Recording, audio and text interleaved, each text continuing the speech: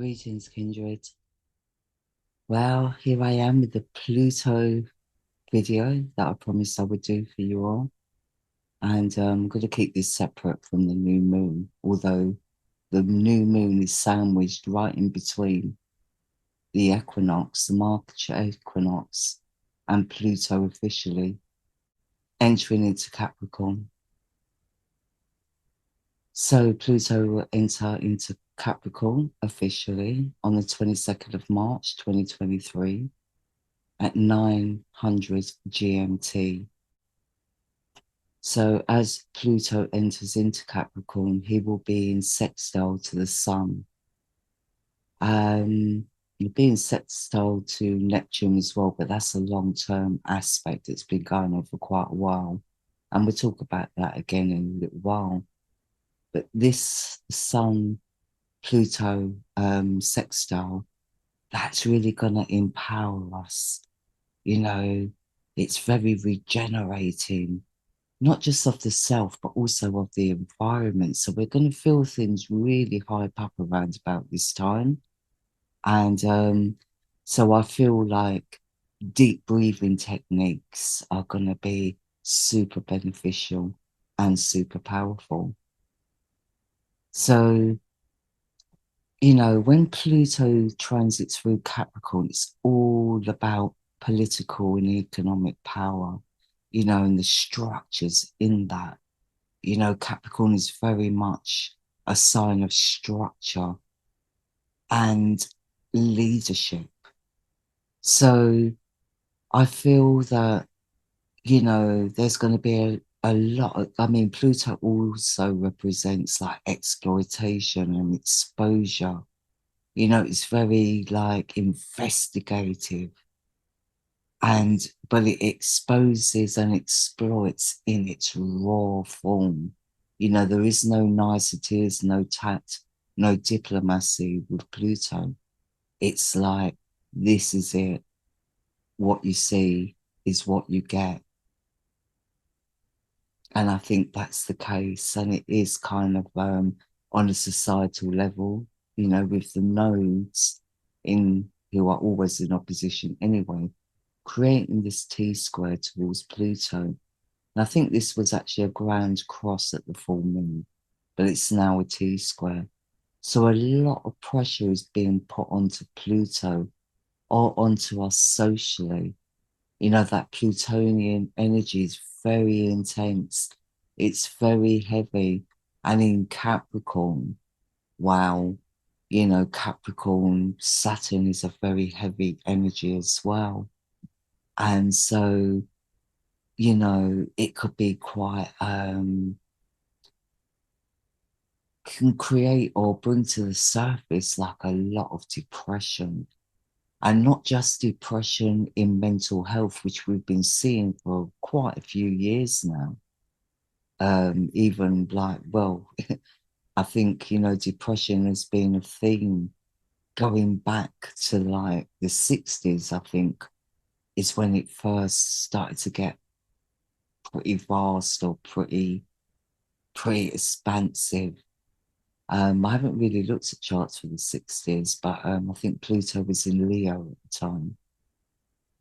time. But yeah, very depression on our economic structures, on our political structures. There's a great depression sweeping through that. Now we're already seeing like a collapsing of banking systems.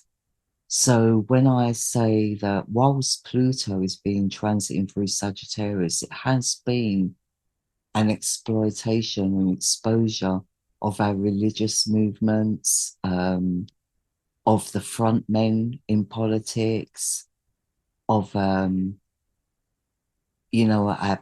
banking systems, again, the front men, so our morals and our principles, you know what I mean? And our education systems. We've seen all those things kind of be going through this great transformation. And, Pluto in Sagittarius, Sagittarius is normally quite a jolly sign. So, all you sun sign or 13 star sign Sagittarius is out there may get a sense of relief as Pluto leaves your sign.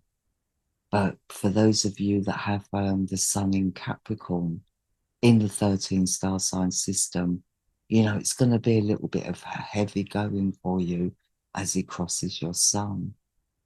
So, but I mean, you know, apart from it being a very intense energy, it can also be very empowering as well.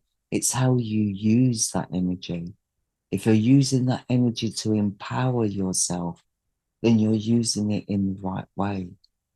But if you're feeling overburdened or, you know, anything along those lines, then, you know, that's where the negative side of Pluto is more in effect. So I feel that we're going to see a lot of breaking down of big corporations, um, more like world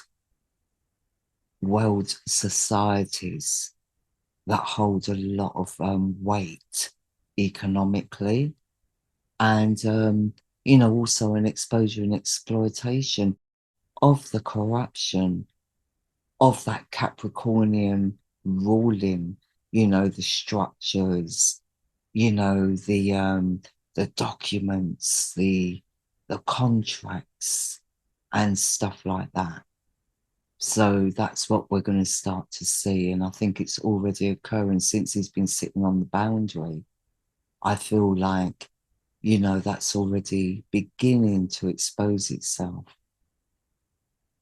So, you know, this is definitely a time for us to get into like more into our breathing, more into not in our heads or, you know, even in our spiritual values and all that, because I feel we're already there. But I do feel deep breathing exercises throughout the next few months, especially through the eclipses as well, is going to help keep us calm because there's a lot of hype about to kick off throughout this throughout the rest of this month, really. Going into April. Remember, on the 7th of April, Mercury will go into pre-shadow of his retrograde, and that's the day after the full moon, which will take place on the 6th of April. So just to add that bit in, although I shouldn't, this should be all about Pluto. But anyway, we have this little stellium in Pisces again. You know, this has been going on since the full moon. And we have the moon and Chiron right in the middle of the stellium. So for some, you know, there's a lot of emotional trauma coming to the surface, a lot of abandonment issues and stuff like that. It can also make us quite emotionally numb, this aspect, you know, but with the Sun and Mercury on one side and Jupiter and the goddess Vesta on the other, I feel that again, it's going to be more of an empowering time. You know, with the Sun is not in a very close conjunction to Mercury, which is a help. It gives us the brain space to think clearly. So a light is being shone on information. A light is being shone on our way of thinking and our way of expressing ourselves. And there is a wrapping up here with the Sun at 9 degrees. And with Jupiter conjunct Vesta on the other side, I mean, this makes us very strong when it comes to our spiritual convictions, you know, what we're passionate about. Um, you know, it's like humanitarian values and that need to connect with others of a like mind. But we've got to move past this barrier of emotional trauma, if there's any within us that is still ongoing. And the thing is, you know, humanity has been under emotional trauma for several years now. So, and I really do feel this is more of a public, or more, yeah, more in the public arena. You know, there's been a lot of trauma out there. regardless of where you sit with your politics or your spirituality, you know, or even in your morals and principles. And, you know, there has been all these little awakening bursts of awakening events going on where people have gone, hold on a minute, you know, this don't feel right or this don't look right. So we have, you know, a little stellium here with the North Node in conjunction to Juno and Venus. Now, Juno and Venus will both be at 7 degrees. So this is finding joy in our commitments, you know, in our spiritual traditional values. And the North Node at 5 degrees is really kind of productive in the sense it's shifting. It brings in new ways or change. And in Aries, you know, it is, so I always connect Aries to the Moses energy. This is Moses in his younger years, you know, the fighter of the underdog. Also Anubis. I see Anubis and Moses being the same person. And they're in opposition to the South Node, of course. The North Node is always in opposition to the South Node. But with Juno and Venus conjunct the North Node, wow, there is going to be a big spiritual shift or a change when it comes to our commitments, to our spiritual and traditional commitments. And then we have Uranus close by. He's been transiting Aries for a little while now, and he's been creating a lot of havoc there because they're both wayward. You know, they're both kind of fast paced, and you know, Uranus is very erratic, but it is all about higher consciousness. He is the higher octave of Mercury, and very much like military as well.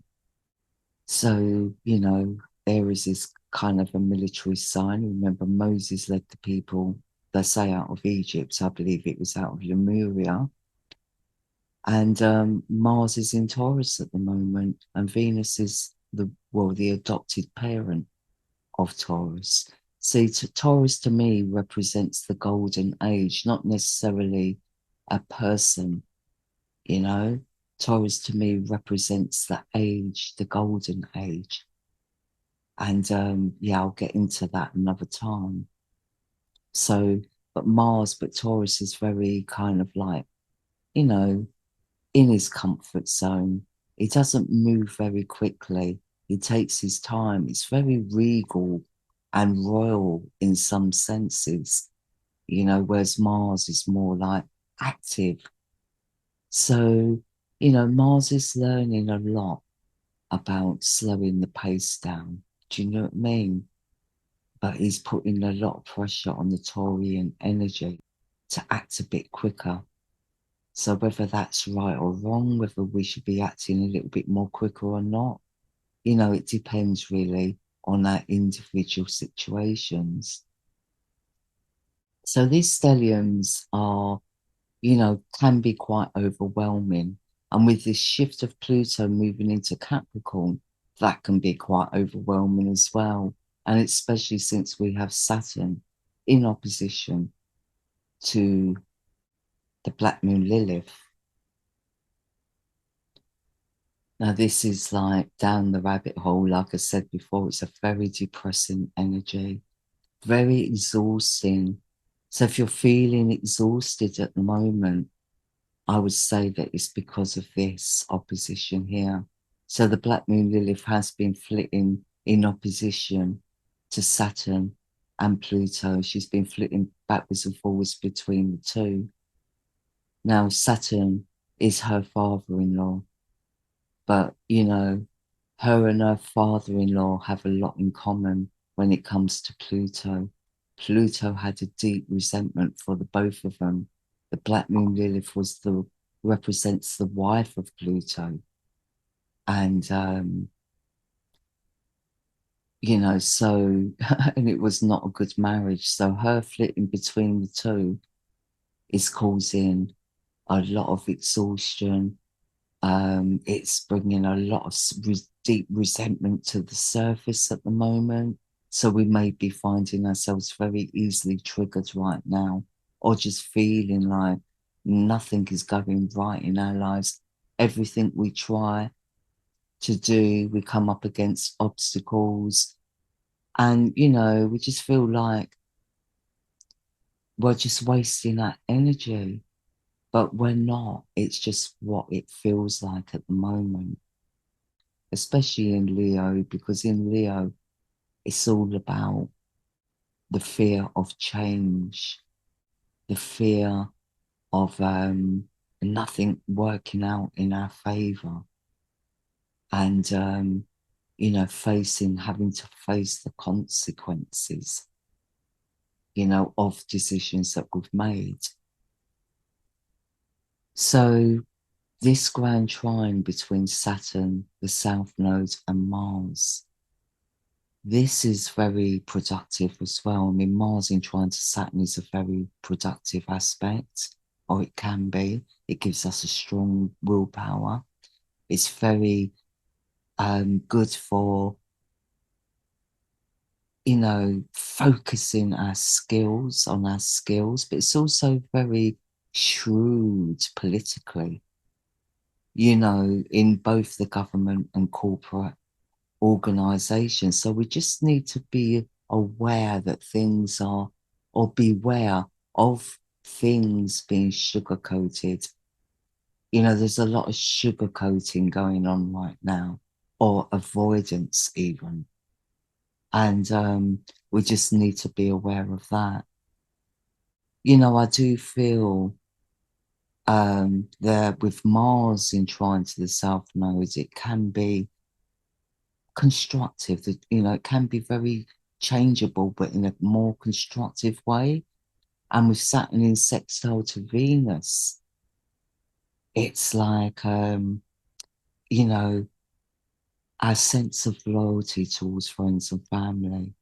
Do you know what I mean? Our sense of wanting to protect and to serve the people we love. So I do feel there's a lot coming to the surface as Pluto enters into Capricorn. I feel many are becoming very aware, but for some, that it's been very traumatic time, especially over the last 3 years. I feel there's a lot coming to the surface. I mean, a lot of the front men have been exposed. There's been a lot of exploitation of certain systems like the education system, the banking system. We've witnessed that. Even around about 2008, we was witnessing, and a lot of issues around the banking systems. So with Pluto entering into Capricorn, it really is corporate. It is like the people behind the scenes, but, the main people, the main structures, the one that puts all these policies into place, but are given to our frontmen to actually, display. I'm going to move on to Pluto retrograde. So Pluto will begin his retrograde on the 1st of May, 2023 at 1941 here in the GMT time zone. So as Pluto enters into retrograde, he will still be at 0 degrees in Capricorn, so he wouldn't have moved very far. But he will be in opposition to the Black Moon Lilith. So where he enters into Capricorn, he was in, the Black Moon Lilith was in opposition to Saturn, which was very draining, very kind of like burdening when it comes to our energy levels and obstacles on our path. Now she's going to be back into opposition with Pluto. See how she's flitting backwards and forwards between the two? Well, she's at 7 degrees in Cancer. Now, when she's in Cancer, I mean, remember, she flits between two signs in her transit. She's always flitting between two signs. So she would have gone back into Cancer at 7 degrees.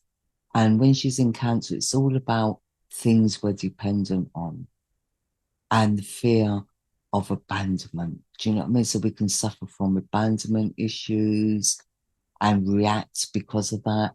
You know, it's all about the ego and how we react through our fears, through our insecurities.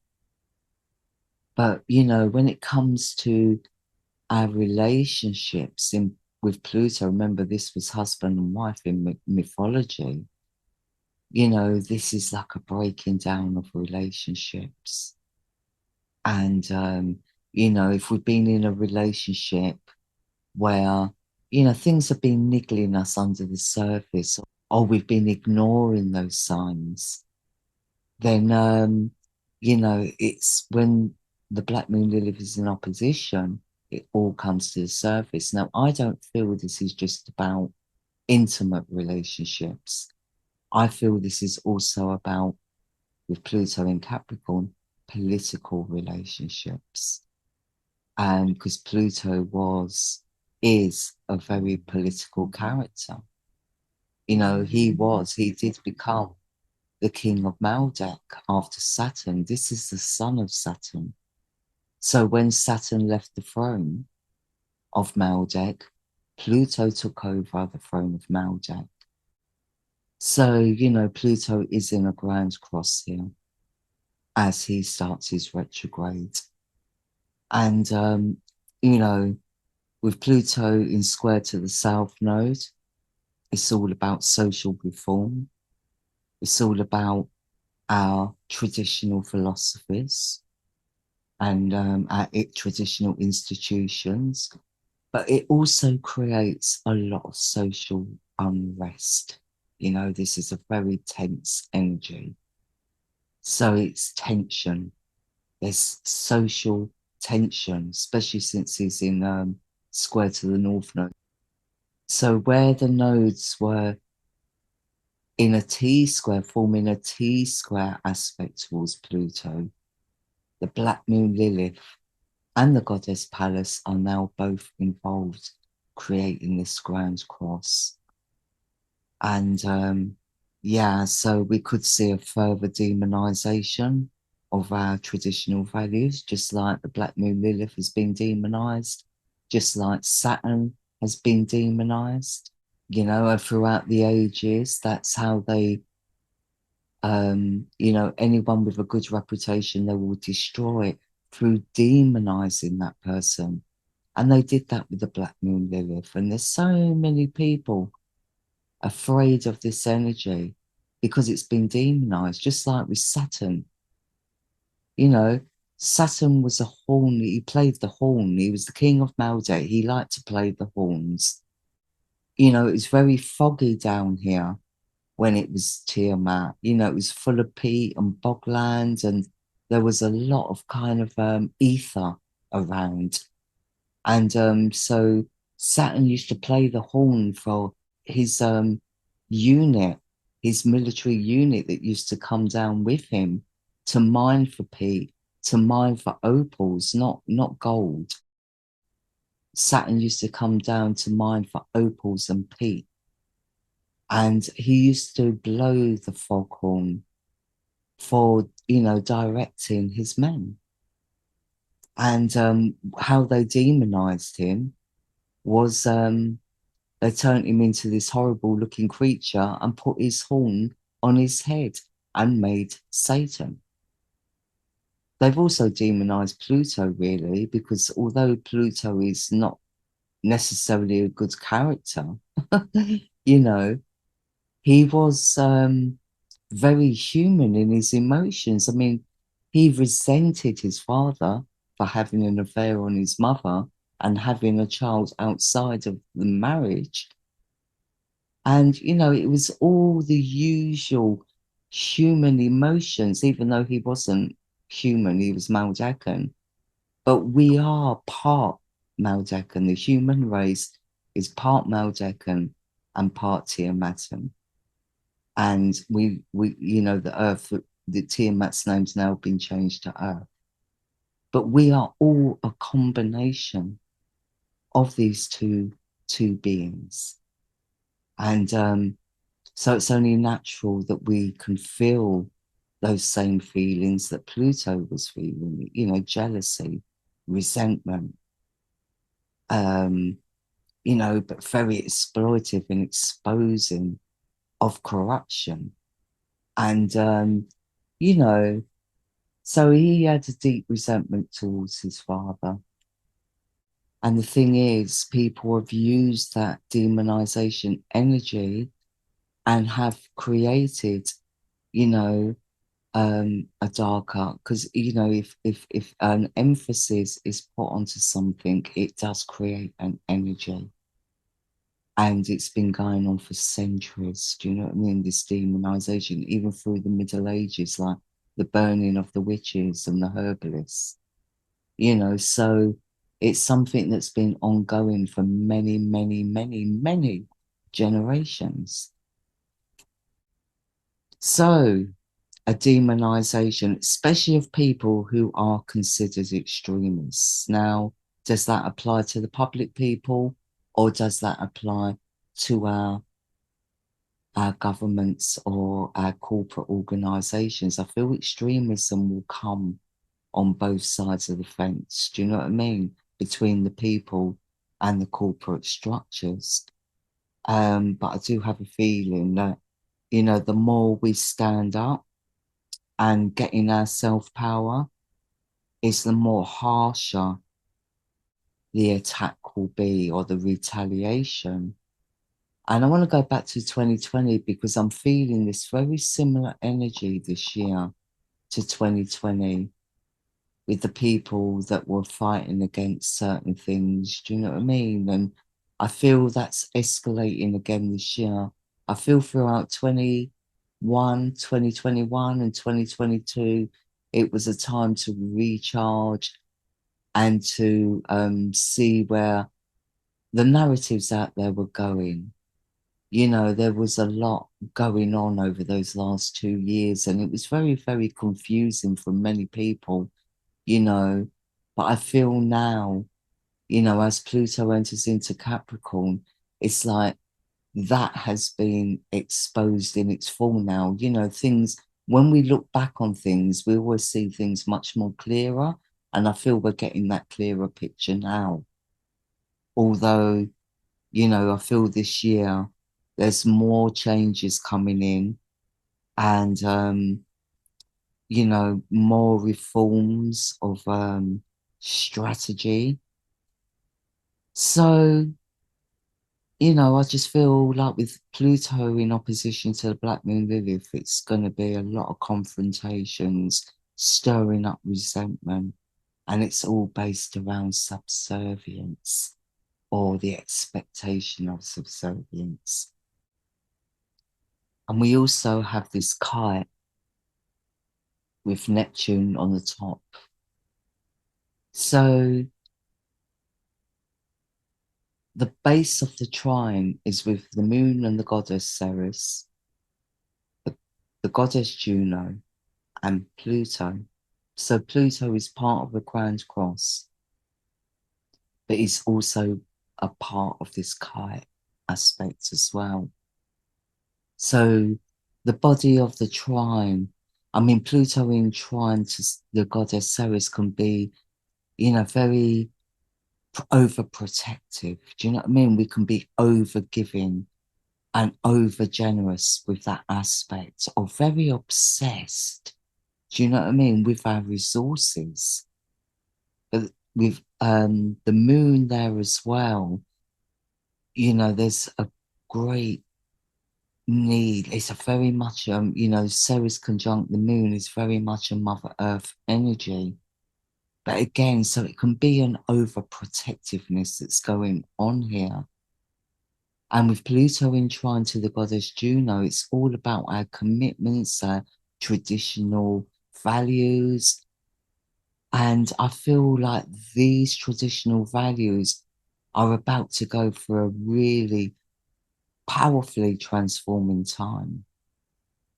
And, you know, of course, Juno will also be enshrined to the moon, where we can work through these obsessive emotions. So I feel we're going to be reaching like heights, especially with this grand cross I've just spoken about.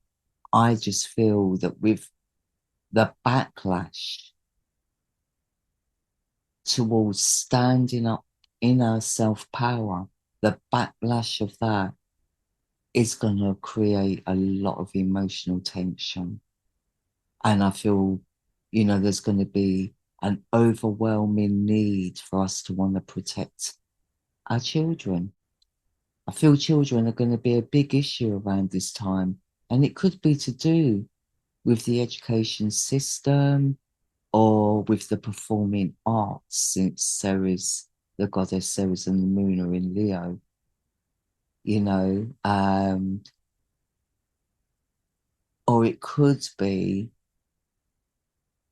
again, just about, you know, remember in 2020, a lot of people that were speaking out were being demonized, were being classed as extremists and stuff like that. I'm getting the same kind of energy here anyway. You know, so with Neptune in sextile to Pluto, which is a long-lasting aspect, it's been going on for quite a long time already, several years, many years actually. You know, with the Neptune in sextile to Pluto, it's all about social structures, you know, creating new social structures. It's about world karma, which is mass destiny, and it's supposed to be about spiritual advancement. But with Neptune, you know, it can become distorted. So, you know, this aspect can actually be very utopian, but it can also be very dystopic as well if it's used in the wrong way. But the good thing here is Neptune is also in sextile to the goddess Juno, and that brings about soul tribes connecting. Now, I saw that aspect in 2020 quite a lot, and that's why I'm going back to 2020 quite a bit, because there was a Saturn-Pluto conjunction then. There was a Jupiter-Saturn conjunction, and we had 5 eclipses that year. But I just want to show you the last charts that I've been looking through other charts. I mean, I've always spoken about 1776 when I talk about Pluto. And, you know, because the last time Pluto entered into Capricorn was in 1776. And that's where, when the Boston Tea Party was going on, the French Revolution, you know, there was a hell of a lot going on at that time. And out of that came the Constitution. So I'll show you that chart just to show you. So Pluto's last transit of Capricorn, he actually entered into Capricorn on the 23rd of January 1776 at 1 a.m. here in the GMT time zone. And here's Pluto here. See, 0 degrees Capricorn. That was the last time he entered, and that was all around the time of the Boston Tea Party and the French Revolution and the coming together of the Constitution. Now, another document I found of interest, I've spoken about this before, but another document I found of interest actually was the Nuremberg Code, because I've been looking through all the documents, when they were created and what planets, you know, where the planets were at the time. So the Nuremberg Code, and I'll put here the Nuremberg Code updated based on the original Hippocratic Oath. That's just to remind me that that was actually based around the Hippocratic Oath. And, you know, the original oath was actually created in 400 BC. But, you know, the Nuremberg Code was actually being created since the 1920s. You know, and I remember around about the 1920s and right up to even the 60s and the 70s, you know, we used to get a lot of Frankenstein films. I don't know if a lot of you remember out there, but it was always about, you know, these nutty professors like creating these monsters, really. And, you know, and I think it all stems through, you know, the stories that were told around these times where experiments were going on.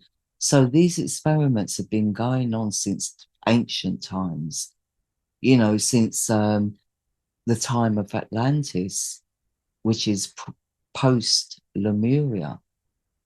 And, you know, the Atlanteans were messing about with genetics and stuff like that at the time. So, you know, in the 1920s, I think there was 6 points to this code that had already been created.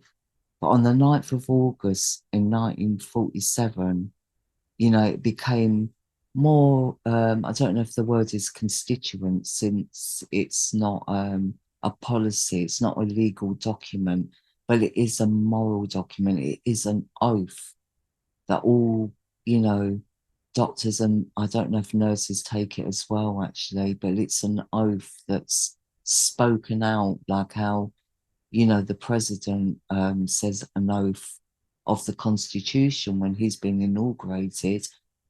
So, and there was a Saturn-Pluto conjunction there in Cancer. And look at that number, 15. So for those of you that listen to me a lot, you know that I say the number 15, it's all based around the abuse of power. And Saturn and Pluto were in opposition to the Black Moon Lilith. Now, wow, that was powerful. So right now, I mean, the Black Moon Lilith was in Capricorn. So in a way, it was like reversed roles, because now the Black Moon Lilith is flitting between Leo and Cancer. And, you know, Pluto is in Capricorn. Saturn is the ruler of Capricorn, but Saturn is in Aquarius at present. But look at that, 15, exposing the abuse of power in the corporate world. So I really did want to show you that, because, you know, from what I've seen and what I've learned, it is these 2 documents that are really struggling to hold their place right now. You know, the Constitution and the Nuremberg Code are the 2 documents that are very relevant in this time now.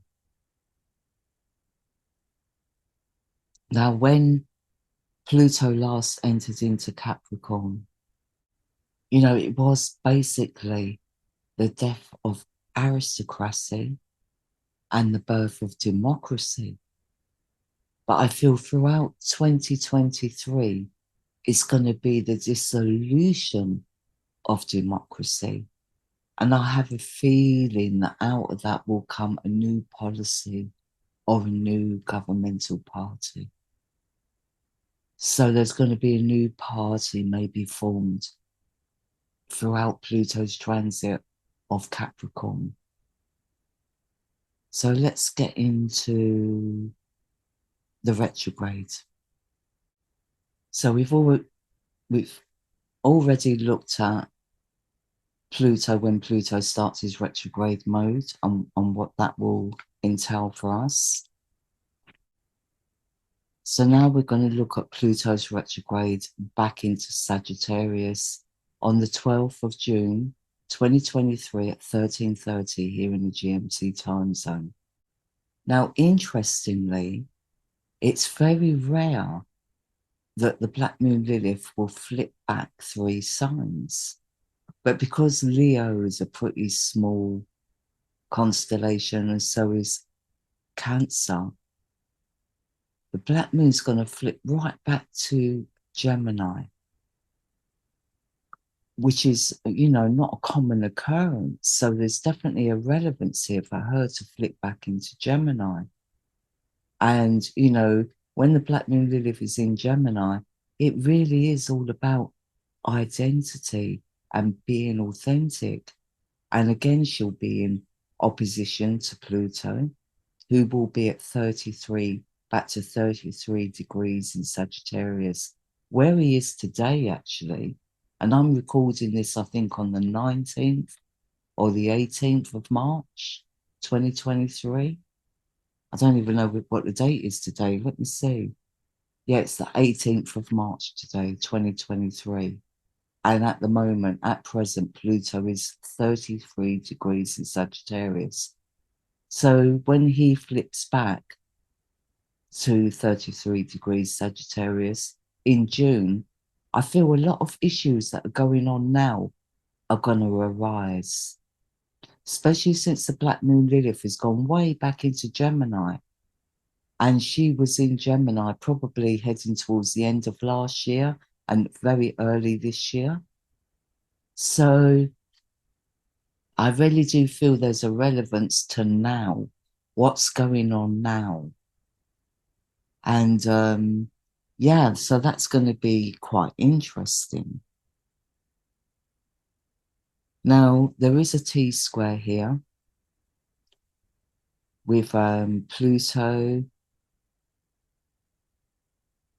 the Black Moon Lilith, and they're making a square to Jupiter. So with Pluto in square to Jupiter, it really can be a reformation of religious and spiritual values or concepts.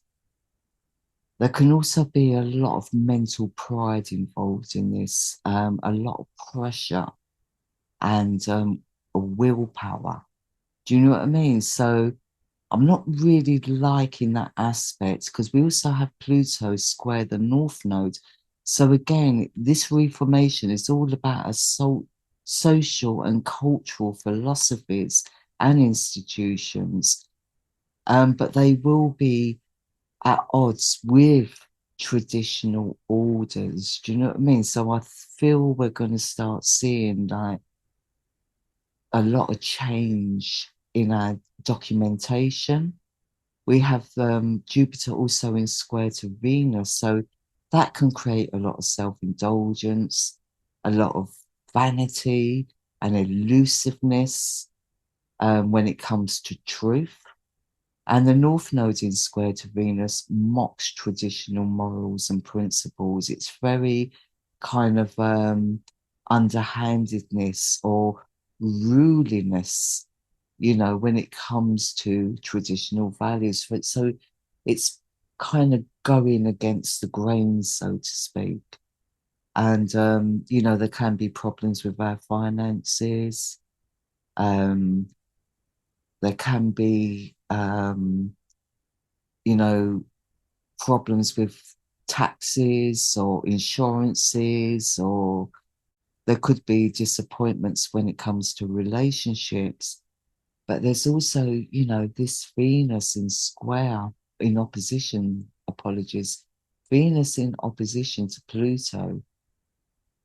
There's also a perversion there as well. Is it a perversion of justice?